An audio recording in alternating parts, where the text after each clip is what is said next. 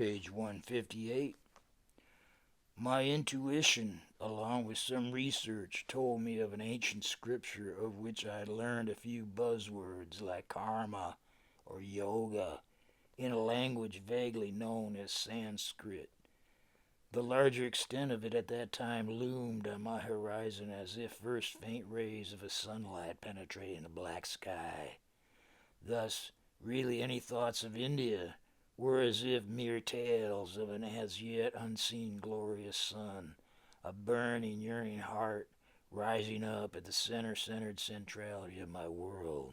That sun, Vedic Shastra, ancient scripture passed on orally through an unbroken lineage over thousands of years, would burst the horizon of my vision no less brilliantly than that central star bursting the horizon of our world turning out in time.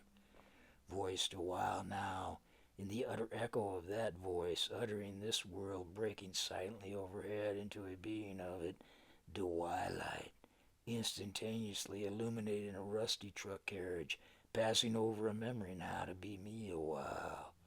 Memory to be remembered by me too, be still, of a being voicing itself to be still, that formless mystery memory of it prior to any instantaneous appearing of it information, informed inward out inward by now I, opening out of itself a singular it, why ask king of it, why or you or I are I, merely appearing, staring in, a being of it, who, why still now, as king of kings, as voice of voices, eye of eyes, as our eye, of all, as cosmic, karmic, comic, memory, intelligence, consciousness, inward thoughts of it as itself existing, supernatural creator, God, essay to be a creation, in the words as of it now knowing, denial of itself out in DNA, that duplicate twisting in twelve of it, Y A10 binary bipolarity, positive, negative, polar, potent or impotent, virgin, virtual, potential, opposition of birth to death, out in anything, any thinking of it, why as otherwise, as exiting, departing itself, artless, more indivisible, invisibility, a by wishing to be willing, asking it to perceive itself as ablackness, instilling intent only to be a gain of it a while now, out of it in space-time, ablack again, ablack again, ablack again, etc., round and round, chasing its own tail, out in, out in, out in, her eye of Eve, Eve our eye body. The money was not great. On average, Jean-Claude only paid a few $100s per painting. But since I imagined living free of charge at an ashram, most of my expenses would accrue in the cost of getting there. Getting there from here now then, the story of my or any life lived out in ignorance of a deliberate disregard, regarding it as being not it already there, then here now. Jean-Claude procured a moving truck, into which he loaded out back all the paintings one evening, avoiding any curiosity seekers. The apartment took on a fullness of instant zen emptiness. Strangely, at the time now, I felt fulfilled by its nothingness. It would take him several months to arrange payment, so I continued to work the street drawing portraits. At that time, still much in the dark about my intuitive India connection to a prehistoric lineage, I lingered on the precipice of its destiny to stand still free, hovering on its edge. Caught between jumping off or pulling back, I grew restless. Thus, meanwhile, I began making regular trips to Berkeley to see Delilah. After one such trip, walking back into my apartment now empty of canvases, my initial euphoria sunk like a rock into a hard despair. It seemed almost as if Sadie's hopelessness permeated the air within, overwhelming residuals of a stale, spent life sagging under the weight of waiting on nothing but death. A death that could only be a relief from a life so wasting away one could feel it gnawing on your bones. At my insisting, Jean Claude had removed along with the canvases all traces of painting. Watching him taking the old easel palettes, brushes, paint tubes mostly squeezed flat with residual turpentine in jars or rags, it felt like me, spread, squeezed out, bladed, blended, scraped till thinking surely I must crumble away. There was nothing more for it but to start moving again. With that vacant stare, I drove to Berkeley, feeling somewhat buoyed by the sound of wheels turning on pavement. Naturally, once there now, no response came when I buzzed. Using a key she'd recently given, I entered the darkened apartment stacked with a veritable philosophical landscape of books, filled with some of the finest, or not, mostly male thoughts of the last several thousand years. Without turning on a light, I opened a thick tome, its paper assailing my nostrils with the odor of its aging and all the time spent as a closed book. Then, turning on a desk lamp, finding a thin volume amongst all the thickness of such grand exposition, I recognized that simplicity of a direct knowing now, realizing it, why, for whatever reason, beyond the obvious as X. Chuckling to myself, suddenly struck by my own good fortune, I laughed out loud at the paradox as now nobody, finding myself everybody. As a celebrated child prodigy, I'd been too pumped full of it, of my own self-importance, to realize my real identity all along, staring out of my own face. A face I had inward before as though as thought being born out of it. Why, in words like eyes, nose, lips, ears, etc., out in that as being set up in the world stage, manipulated by J.B. Stone with his syndicate of oligarchs, I lost sight of my true identity, looking only out in a mirror of self-conceit. Page 160. Only by sliding black down into obscurity did I find that as being nobody, a revelation in a being invisibility, only as though out invisibility everybody. Ironically, the syndicate, for the most part, found further success in my failure, succeeded keeping their institutions intact without the fire of self-revelation burning through my clear lens of childlike candor, destroying the ignorance of it why on which they be built.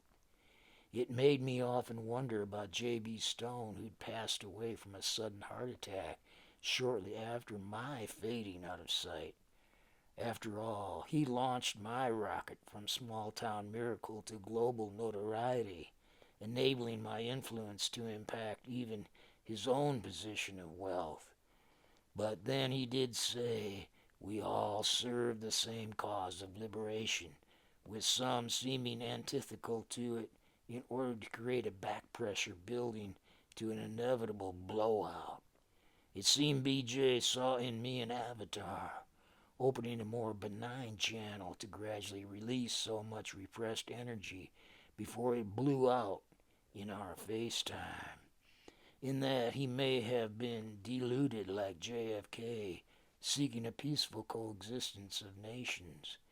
It only takes a relatively small caliber bullet, or in BJ's case, likely a dose of sodium sulfate, to keep that from happening, at least for a while now. Perhaps my spirit guide, seeing it coming, diverted my attention from BJ's ill-fated mission to me simply wanting to play with my own balls. At that thought, I laughed harder out loud, feeling somehow safe now, at least for a while, here alone, unknown in the soft glow of Delilah's desk lamp, surrounded by her wealth of print wisdom. I opened Shankaracharya's commentary on 4 Upanishads. Her years studying philosophy of it eventually led to a more direct contact with it in the teachings of Adi Shankaracharya, the world's only accepted commentator on Advaita Vedanta, or what is otherwise called Upanishad. Ironically, though he singularly offset the spread of Buddhism in India by reviving its nearly lost Vedic heritage, by restoring its mutts, its 4 main teaching centers, his name remains unheard of to most. Where Buddha, as a historical character sitting enlightened under the Bodhi tree, is virtually a household name, Shankaracharya seems all but unknown in the West. A contemporary of Buddha, his mission began at age 3, continuing for 3 decades until passing back out still in a reality why of it he so clearly elucidated, virtually the only one considered worthy of adding a commentary or bhashya on Shruti scripture heard directly by in of itself, recorded orally in a purely phonetic mother language, Sanskrit or Samskritam, that which is well spoken, to who it is of whom its authority is attributed directly to itself existing Lord Creator creation. Thus I recognized in that attribution that voice of it, that voice, creator, sustainer, destroyer of it, indivisible in a memory, intelligence, consciousness, now to be anybody or everybody. Everybody, a wave, Mazarai, Bodai, a being, Babai, wishing to perceive itself, who, why, for whatever reason, by polarity so positively appearing it negative, negating itself as ka now knowing, out of it a denial, denying itself out in that simple singular twist in two of it appearing a while, tween a duplicity, duplicating twin in wide, mirroring itself out in word, as sound vigorous waves out in that we all are eye on, and on, and on, out in, her eye. All the while at her apartment I had spent endless hours poring over the many philosophy books Delilah cycled through her studies. Only finally reaching Shankaracharya did my hair light on fire. Then came the dream rising up from the depths of my memory. It came with her asleep in my arms. Dreaming, I found out in that eye a broad beach deserted at dawn of a new day. As if lying out in that sand, I dreamt a dream within a dream, sitting with a group staring out to sea stretching to an open horizon, rippling the surface first, then rising up to swim directly toward us. A magical fish now, not a fish, came on right at that eye of just us through sea and sand. There before us it rose to perch on its tail fin with a supernal light glowing from its eyes. Showers of jeweled seawater poured off glistening scales as it spoke in that supersonic dream way. A wave, resonating a vision of itself, ourselves. Then in that blink of a dreaming eye, it collapsed onto the sand.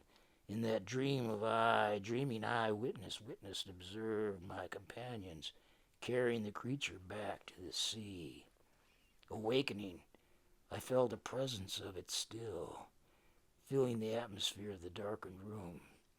Now no longer able to sleep, I slipped from Delilah's embrace, dressed, and crept out to the dark, deserted streets, walking several blocks, feeling somehow still in the dream. I noticed a group of people under streetlights congregating alongside a large modern church rising up into shadow above. As I approached, doors opened in the rear to a small, warmly lit meeting room. Joining the people filing in, I took a seat near the back of a half-dozen rows of chairs facing a low podium. Then everyone stood up, their attention drawn to a shining, diminutive figure entering, wearing a fiery scarlet wrap. Page 162.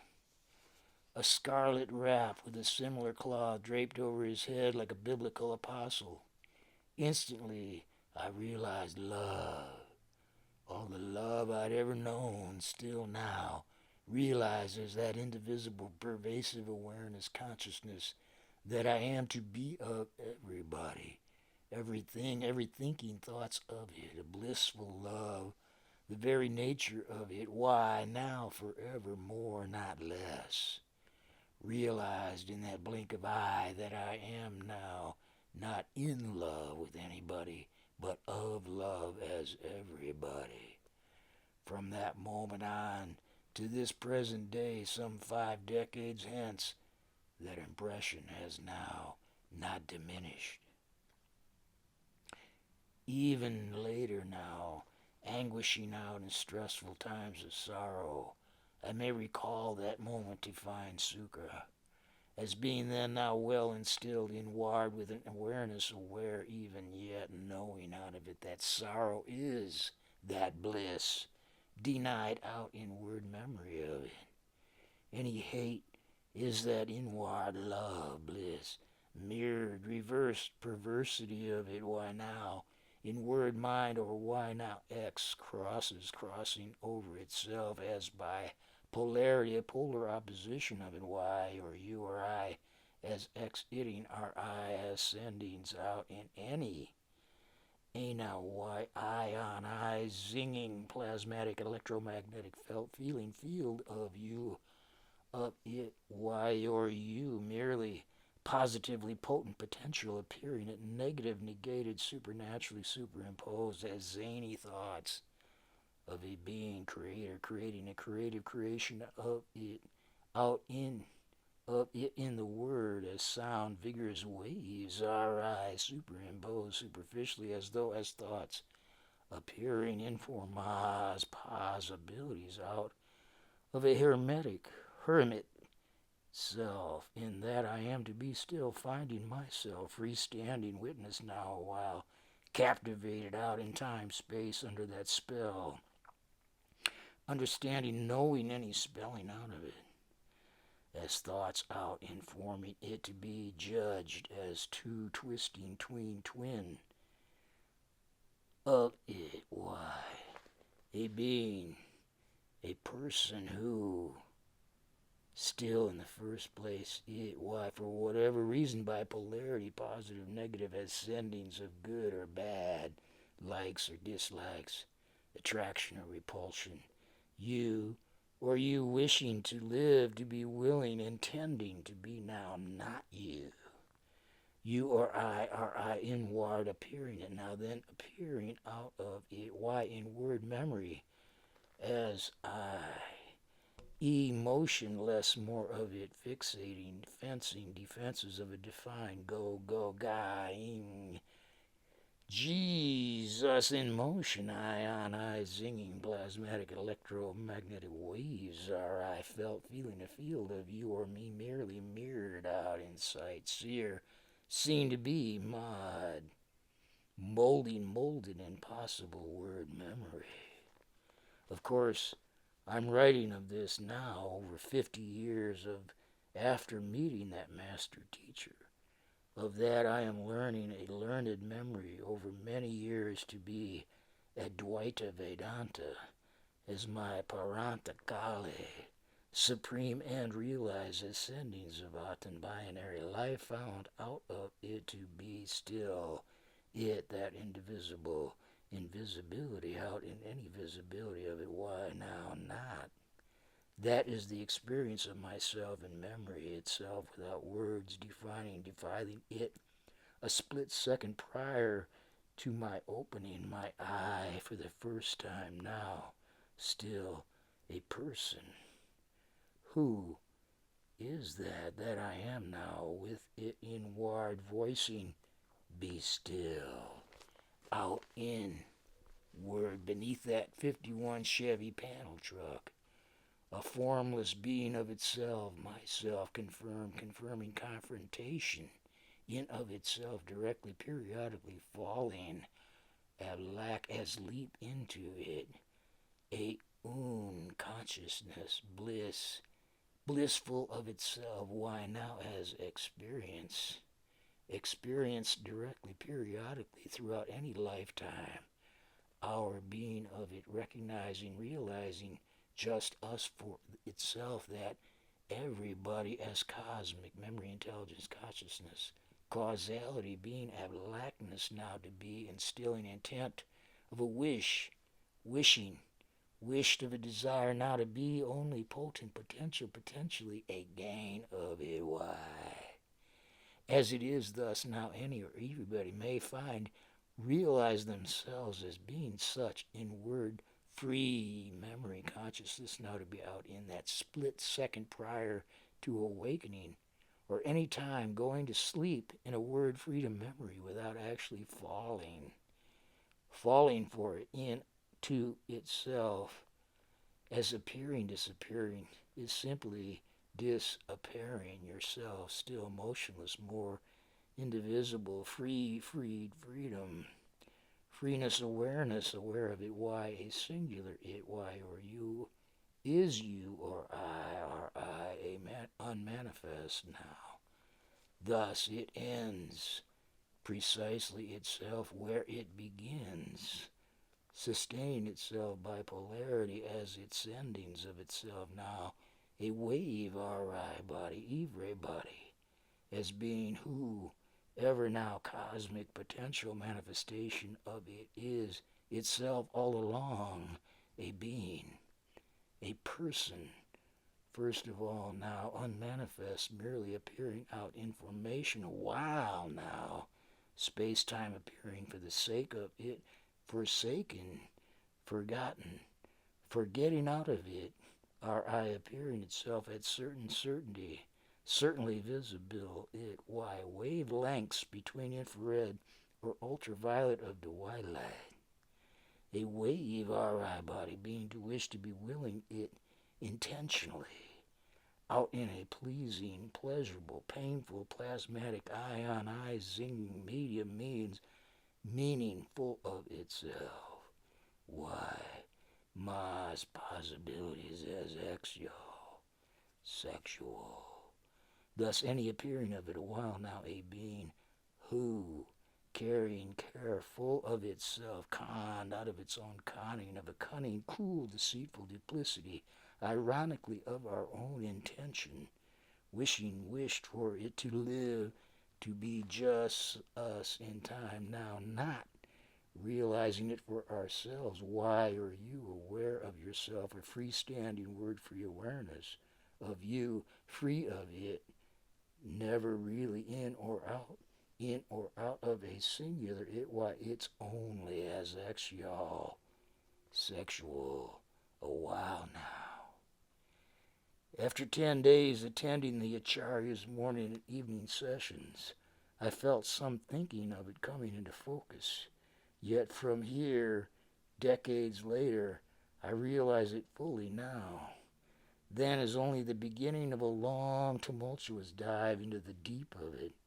Thus the story of me out in the shallows of living superficially on the edge of a personality thought and felt to be born of a woman must continue a while longer now yet, as it is what or who it is. Willie, a while now appearing out of it in a memory and words of me writing it, or you, as if reading now. Words as sword slicing into then, two of itself, you all along. My only real hope is this tall tale of chasing tail may inspire you already right now to realize it's you already, it, Why, for whatever reason, as well as chasing yours, turning out of it in your own unique role. In that, the thing of it is a joke in you chasing your own tall tale as being you to be still, you, merely a wish.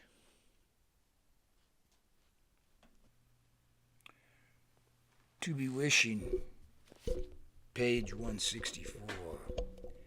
To be wishing of it, wish to live for a while now, with intent, intending for it to be not you, all along the evil, cunning wave of it, as though out of it, in her eye, her eye, her eye. Meanwhile, Delilah continued to impress me in her savvy understanding of just how a philosophy transfers metaphorically to a social political movement. She informed me on the Enlightenment as 18th century philosophical movement characterized by a belief in the power of human reasoning, curiously devoid of realizing the reason it is in out of itself. Why? For what intent we reason as thought to be out of it in the first place, only to end up then now knowing it not. Perhaps, maybe, that reason is because we wish it to be now intentionally not realized as such, as it is known or denied all along, still it. Why? Why? Why now not, as it is always forever, yet precisely who all along or short of it, that I am it? Why, for whatever reason it is as that I am wishing, hoping, praying, worshiping it to not now be willing to realize itself. Of course, at that time, human meant male, chauvinist, misogynistic, sexist, Western white man way of manifest destiny.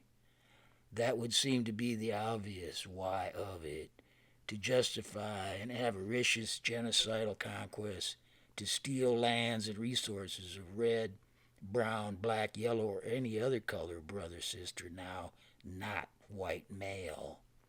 In her feminine interpretation of the Enlightenment, I grasp the full implications of destroying the foundations of a punitive apparatus of existing white institutions of law and religion, as designed to enforce the white oligarchy's economic system. Such a punitive apparatus, arranged as it is, must inevitably produce the very behaviors it was supposedly designed to repress. It made me realize their strange, particular, rational form of individualism, in theory advocating liberty, produced instead in its practice a wage slavery. Delilah's elaborating on the Enlightenment as a movement, becoming a basis of scientific racism, modern imperialism, exploitation, and genocide, really blew up my thinking so positively of its beneficial spreading, with its intent now not for the sake of liberation, but bondage. Her words brought into focus BJ's thinking of me as an avatar, incarnate only inward, as in any or everybody finding themselves already it, within an unmanifest destiny, indivisible, invisible it, why of a singular it, why. It's why anybody, in actuality, in actual it, why only potentially appearing at all, let alone divided out of it, a while now, only as though as thought to be information of it. Any or everybody remains yet always free. Free as being it, why, for whatever reason we may appear to disappear all along, yet formless awareness, aware of who it is, as being free, freeness now to be aware of that awareness of it by themselves.